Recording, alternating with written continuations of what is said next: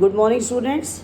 Yesterday we were reading the chapter Birth, chapter 7 of Snapshot, and we left the story when doctor was resting at the place of Joe Morgan, a driller whose wife was expecting a baby before time, and her case was undergoing under his supervision. He was called by Joe Morgan at midnight. And what happened there? That was continued yesterday, and in the same series, the old lady, that is Joe Morgan's mother-in-law, tells the doctor how worried Susan was on account of this complicated situation. She even refused to have anesthesia if it were to affect the baby. She told him how invested she was in the child. The old lady corrects herself and says that all of them are invested in the child. What does it mean? This child was coming in this world after 20 years of Morgan's marriage. That's why every member of the family was fond of him or her. Her eyes were filled with warmth while she said this. The doctor, preoccupied with another set of worries, somehow cleared his mind and assured the old lady that the anesthetic would do no harm to either of them. Suddenly, they heard the voice of the midwife calling upon them. Andrew saw that it is already 3:30 and that he shall begin with the procedure. Thus, he got up to go to bedroom upstairs. It took him almost an hour to perform the surgery. It was a rather tough one. While the first rays of the daylight came inside from the corner of the window, the Morgan child was born. Unfortunately, the child was cold and still. It was stillborn child.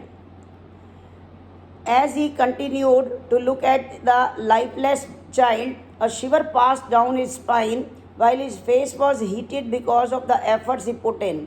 A wave of coldness held him. He was devastated. Moreover, he was confused. He could not get himself to choose between addressing the stillborn or the miserable mother. He could not make the decision consciously, so he instinctively addressed the mother first while giving the child to the nurse. Susan laid unconscious too, as the effects of anesthesia still persisted on her. He put in all his efforts to bring her out of the desperate state, even while her strength continued to weaken. He instantly broke the medicine's glass to fill the syringe and inject it into her. He worked tirelessly to bring her to her senses. After a moment, when he was assured that she was safe and her body was beginning to regain the strength, he turned his attention to the child. His hair was all over sweaty, but he did not waste another moment. Andrew hastened and asked the midwife about the child. The midwife got anxious and asked him where the child was. She had kept it under the bed. Without wasting another moment, Andrew took the child out. It was a boy in perfect shape and with flawless skin. His body was warm and his skin was extremely soft. The head hung loosely on his weak neck and the coat was hanging too from his body.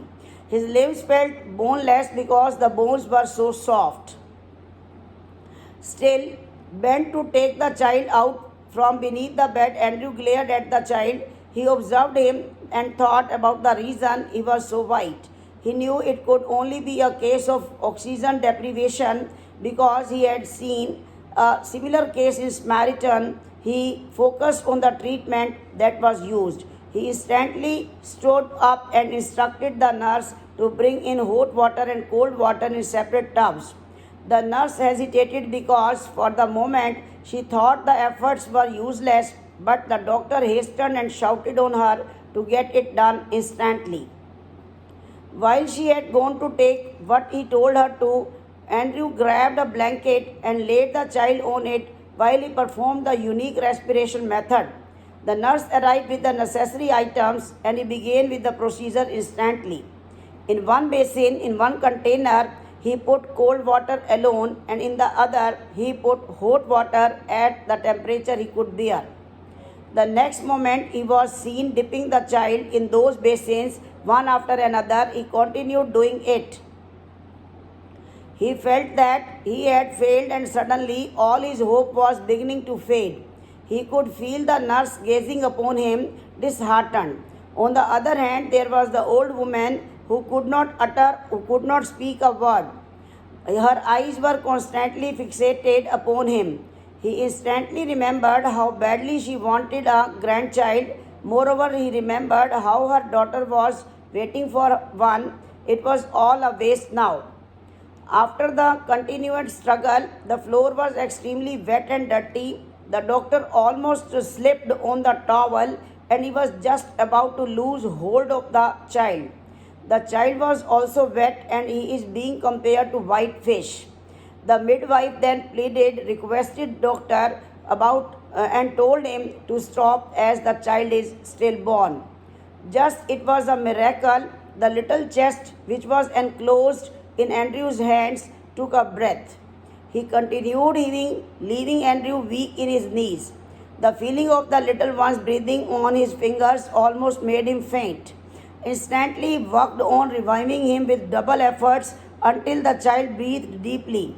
As he gasped, a bubble formed by the mucus was formed from his tiny nose. His pale skin turned pink and the body no longer felt like it was lifeless. The next instant, he started crying. The nurse muttered the words of prayer while tears rolled down her eyes. As Andrew handed her the child, he felt extremely weak and tired. The room was obviously a mess by this time.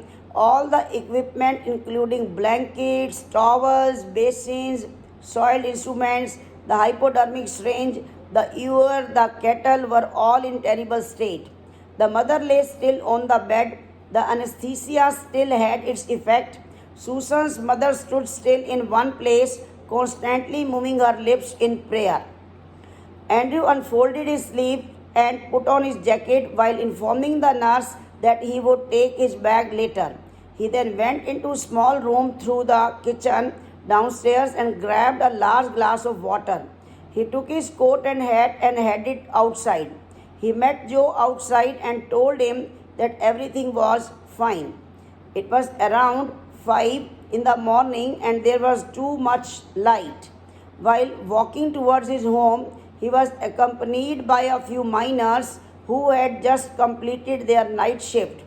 As their footsteps echoed, he had only one thing in his mind.